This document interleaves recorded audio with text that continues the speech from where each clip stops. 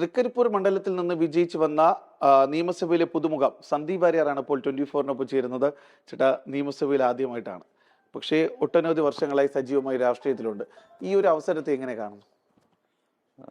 തീർച്ചയായിട്ടും ഈ ഒരു അവസരം തന്നത് ഇന്ത്യൻ നാഷണൽ കോൺഗ്രസ് ആണ്, UDF ആണ്. അതിലുപരി തൃക്കരിപ്പൂരിലെ ജനങ്ങളാണ്. തീർച്ചയായിട്ടും ജനങ്ങൾ അർപ്പിച്ചിട്ടുള്ളൊരു വിശ്വാസമുണ്ട്.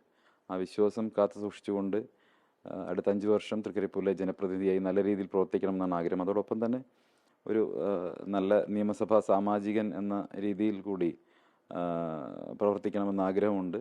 അതിനായിട്ടുള്ള ഒരു പരിശീലനമാണ് ഇപ്പോൾ നടത്തിക്കൊണ്ടിരിക്കുന്നത്.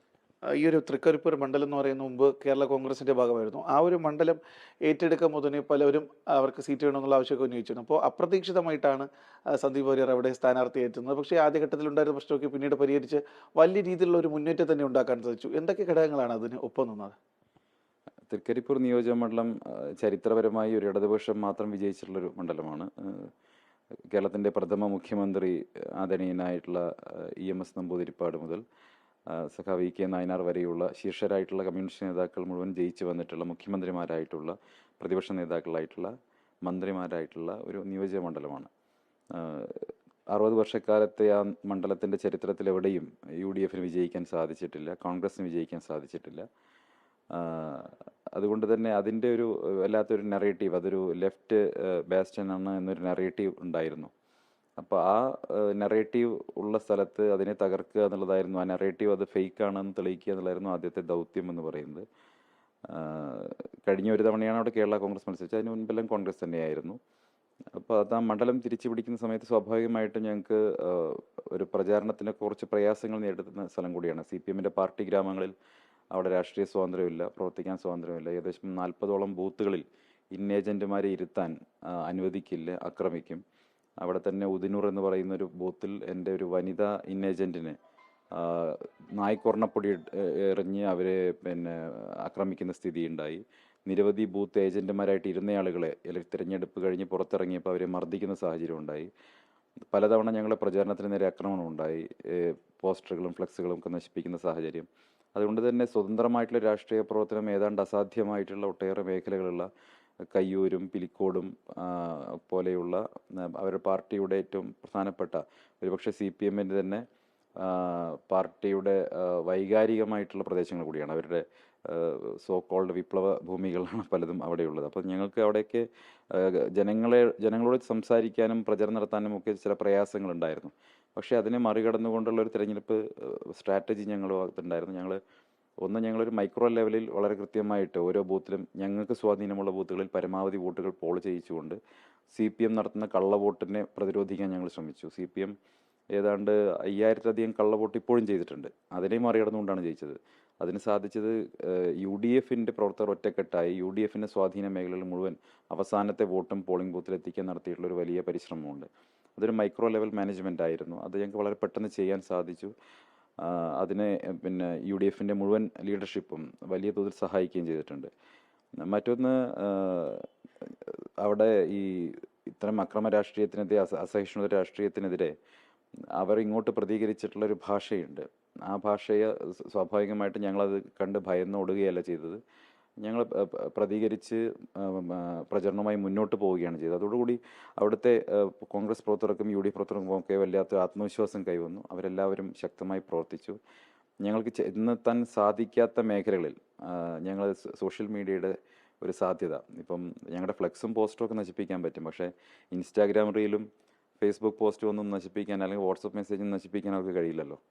അപ്പോൾ അതവർ പ്രതീക്ഷിച്ചിട്ടില്ല. അതുകൊണ്ട് നമ്മുടെ സോഷ്യൽ മീഡിയ ക്യാമ്പയിൻ നല്ല രീതിയിൽ, പ്രത്യേകിച്ച് ഇൻസ്റ്റാഗ്രാം, ഇപ്പോഴത്തെ ജെൻസി തലമുറയുടെ അടുത്തേക്ക് ഞങ്ങൾക്ക് നന്നായിട്ട് അതിനെ ചെന്നെത്തിക്കാൻ സാധിച്ചു. ഒരു മാറ്റത്തിൻ്റെ, എന്തിനും മാറ്റം വരണമെന്ന് സംബന്ധിച്ച് അവരെ ബോധ്യപ്പെടുത്താൻ കഴിഞ്ഞു. ഒരു 60 വർഷക്കാലമായി തുടരുന്ന വികസന മുരടിപ്പിൽ നിന്നൊരു മോചനം വേണമെന്ന് പുതിയ തലമുറയ്ക്ക് കൂടി തോന്നിയതിൻ്റെ, പ്രത്യേകിച്ച് സ്ത്രീകൾക്കൊക്കെ തോന്നിയതിൻ്റെ കൂടി റിസൾട്ടാണ് UDFന് അനുകൂലമായിട്ട് തൃക്കരിപ്പൂരിലുണ്ടായത്. മറ്റൊരു കാര്യം എന്ന് പറയുന്നത്, തൃക്കരിപ്പൂർ മണ്ഡലം എന്ന് പറയുന്നത് തീരദേശ മേഖലയും മലയോര മേഖലയൊക്കെ ഉള്ള ഒരു മിശ്രിത ഭൂമിയാണ്. അപ്പോൾ ഞാനൊരു അഭിമുഖത്തിൽ കേട്ടതാണ്, മണ്ഡലത്തിൽ വികസനം എത്താത്ത ഒരു മേഖല പോലും ഉണ്ടാകാൻ പാടില്ല എന്ന് സന്ദീപ് വാര്യർ പല അഭിമുഖങ്ങളിലും പറയുകയുണ്ട്. അപ്പോൾ അതിനു വേണ്ടിയിട്ടുള്ളൊരു പ്ലാനൊക്കെ തയ്യാറാക്കിയിട്ടുണ്ട് അടുത്ത 5 വർഷത്തേക്കുള്ള. തൃക്കരിപ്പൂരിലെ വികസന പ്രശ്നങ്ങൾ സംബന്ധിച്ച് ചെറിയൊരു പഠനം ഞങ്ങൾ തുടക്കത്തിൽ നിന്ന് നടത്തിയിട്ടുണ്ടായിരുന്നു. ആ പ്രചാരണത്തിൻ്റെ ഘട്ടങ്ങളിൽ ഞങ്ങൾക്ക് ലഭിച്ചിട്ടുള്ള ഫീഡ്ബാക്കുകളുണ്ട് പല ഭാഗങ്ങളിൽ നിന്നും. അതെല്ലാം ചേർത്ത് വെച്ചുകൊണ്ട് തൃക്കരിപ്പൂരിന് വേണ്ടി അടുത്ത 5 വർഷം ചെയ്യാൻ കഴിയുന്ന കാര്യങ്ങൾ മുഴുവൻ പരിശോധിച്ചുകൊണ്ടിരിക്കുകയാണ്. അതിൽ തന്നെ ഏറ്റവും അങ്ങ് സൂചിപ്പിച്ച പോലെ തീരദേശ മേഖലയും മലയോര മേഖലയുമുള്ള കേരളത്തിൻ്റെ ഒരു മിനിയേച്ചറാണ് തൃക്കരിപ്പൂർ എന്ന് പറയുന്നത്. അതുകൊണ്ട് തന്നെ കേരളം നേരിടുന്ന സമസ്ത പ്രശ്നങ്ങളും തൃക്കരിപ്പൂരിലുമുണ്ട്. ഇപ്പോൾ തീരദേശ മേഖലയിൽ കടലിലൊരു കാറ്റടിച്ച് കഴിഞ്ഞാൽ തൻ്റെ പ്രിയപ്പെട്ടവന് വേണ്ടി ഉള്ളുരുകി പ്രാർത്ഥിച്ചുകൊണ്ടിരിക്കുന്ന ആയിരക്കണക്കിന് സ്ത്രീകളുള്ള നാടാണ്, സഹോദരിമാരുള്ള നാടാണ് തൃക്കരിപ്പൂർ. അതേസമയത്ത് കാട്ടിൽ നിന്ന് ഇറങ്ങിക്കഴിഞ്ഞാൽ കതകടച്ച് വീട്ടിൽ ഭയപ്പാടോടുകൂടി ഇരിക്കുന്ന മനുഷ്യരുള്ള നാട് കൂടിയാണ്. അപ്പം കേരളത്തിൻ്റെ എല്ലാ വിധത്തിലുള്ള പ്രശ്നങ്ങളും നേരിടുന്നു. അപ്പം ഞങ്ങളെ സംബന്ധിച്ചോളം ഇതിനെല്ലാം പരിഹാരം കണ്ടെത്താനുള്ള ഒരു പദ്ധതി ഞങ്ങൾക്ക് തയ്യാറാക്കേണ്ടതുണ്ട്. മറ്റൊന്ന്, അവിടുത്തെ ഇടനാടിൽ പ്രത്യേകിച്ച് ഇപ്പം കേരളത്തിൽ ഏറ്റവും കൂടുതൽ വികസനത്തിന് ലാൻഡ് അവൈലബിൾ ആയിട്ടുള്ള സ്ഥലമാണ്. ഇപ്പോൾ കയ്യൂർ ചീമേനി പഞ്ചായത്ത് പോലെ ആയിരക്കണക്കിന് ഏക്കർ ഭൂമി അവൈലബിൾ ആയിട്ടുള്ള സ്ഥലമാണ്. അതിനെ ഫലപ്രദമായിട്ട് വിനിയോഗിച്ചുകൊണ്ട് ഒരു ഇൻഡസ്ട്രിയൽ ഹബ്ബായിട്ട്, IT ഹബ്ബായിട്ടൊക്കെ എങ്ങനെ അതിനെ ഡെവലപ്പ് ചെയ്തെടുക്കാം, പ്രത്യേകിച്ച് അതിനെ ഒരു ടെക്നോളജി ഹബ്ബായിട്ട് എങ്ങനെ ഡെവലപ്പ് ചെയ്തെടുക്കാം, മാനുഫാക്ചറിങ് ഹബ്ബാക്കി മാറ്റാൻ സാധിക്കും, ഇതെല്ലാം ഞങ്ങൾ പരിശോധിക്കേണ്ടത്. ടൂറിസത്തിന് വലിയ സാധ്യതകളുണ്ട്. ഒപ്പം അവിടെ കടലാക്രമണം നേരിടുന്ന പ്രദേശങ്ങളുണ്ട്. അവിടെ കടൽ ഭിത്തി നിർമ്മാണം ഉൾപ്പെടെ ഹാർബറിൻ്റെ പ്രശ്നങ്ങളുണ്ട്, മത്സ്യത്തൊഴിലാളി മേഖലയിലെ പ്രയാസങ്ങളുണ്ട്. അപ്പം എന്നെ സംബന്ധിച്ചോളം ഈ സർക്കാരിലെ മുഴുവൻ മന്ത്രിമാരെയും നേരിട്ട് കാണേണ്ട സാഹചര്യമുണ്ട്. കാരണം അവരുടെ എല്ലാവരുടെയും സഹായം അവിടെ ആവശ്യമുണ്ട്. ഞാൻ പ്രത്യേകിച്ച് ബഹുമാനപ്പെട്ട മുഖ്യമന്ത്രിയോടും ബഹുമാനപ്പെട്ട ആഭ്യന്തരമന്ത്രിയോടും മന്ത്രിസഭയിലെ മറ്റ് ബഹുമാനപ്പെട്ട റവന്യൂ മന്ത്രി ഉൾപ്പെടെയുള്ള എല്ലാവരോടും ഞാൻ നേരിട്ട് സംസാരിച്ചു. അവരോടൊക്കെ ഈ 60 വർഷക്കാലമായി അവഗണിക്കപ്പെട്ട് കിടക്കുന്നൊരു പ്രദേശത്തിൻ്റെ വീണ്ടെടുപ്പിന് വേണ്ട സഹായങ്ങൾ ചെയ്യണം എന്ന് അഭ്യർത്ഥിച്ചിട്ടുണ്ട്. അവരെല്ലാവരും സഹായിക്കാമെന്ന് പറഞ്ഞിട്ടുണ്ട്. എല്ലാ സാധ്യതകളും ഉപയോഗിക്കും. വികസനത്തിൻ്റെ കാര്യത്തിൽ രാഷ്ട്രീയമില്ല. തെരഞ്ഞെടുപ്പ് കഴിഞ്ഞതോടുകൂടി അത്തരം തിരഞ്ഞെടുപ്പ് രാഷ്ട്രീയം അവിടെ അവസാനിച്ചു. ഇനി വികസനത്തിൻ്റെ രാഷ്ട്രീയമാണ്. അതിനെല്ലാവരെയും ചേർത്ത് പിടിക്കും. ഇന്ന് രാവിലെ ബഹുമാനപ്പെട്ട കാസർഗോഡ് ജില്ലാ പഞ്ചായത്ത് പ്രസിഡന്റുമായിട്ട് സംസാരിച്ചിരുന്നു. അദ്ദേഹം എന്നെ ആശംസ അറിയിക്കാൻ വേണ്ടി വിളിച്ചിട്ടുണ്ടായിരുന്നു. അപ്പോൾ ഞാൻ അദ്ദേഹത്തോടും പറഞ്ഞതാണ്, വികസന കാര്യത്തിൽ രാഷ്ട്രീയമില്ല, നാടിൻ്റെ പൊതുകാര്യത്തിൽ ഒരുമിച്ച് നിൽക്കും. തെരഞ്ഞെടുപ്പിൽ എൻ്റെ എതിരാളിയായിരുന്ന ഡോക്ടർ VPP മുസൈഫയുമായിട്ടും ഞാൻ സംസാരിച്ചിരുന്നു. അദ്ദേഹത്തിൻ്റെ സഹായവും തേടിയിട്ടുണ്ട്. മുന്നോട്ടുള്ള പോക്കിൽ തീർച്ചയായിട്ടും എല്ലാവരെയും ചേർത്ത് പിടിച്ചുകൊണ്ട് മുന്നോട്ട് പോകും. എന്തായാലും 60 വർഷത്തെ ഇടത് കോട്ട അത് അവസാനിപ്പിച്ചുകൊണ്ടാണ് സന്ദീപ് വാര്യർ തൃക്കരിപ്പൂരിൽ നിന്ന് വിജയിച്ച് കയറിയിരിക്കുന്നത്. മണ്ഡലത്തിലെ ഒരു ഭാഗത്ത് പോലും വികസനം എത്താതിരിക്കില്ല എന്നുള്ളൊരു ഉറപ്പ് കൂടിയാണ് അദ്ദേഹം ഈ സത്യപ്രതിജ്ഞയ്ക്ക് തൊട്ടുമുമ്പുള്ള വേളയിലും പറയുന്നത്. സന്ദീപ് വാര്യർക്കൊപ്പം ജിബിൻ GB 24 തിരുവനന്തപുരം.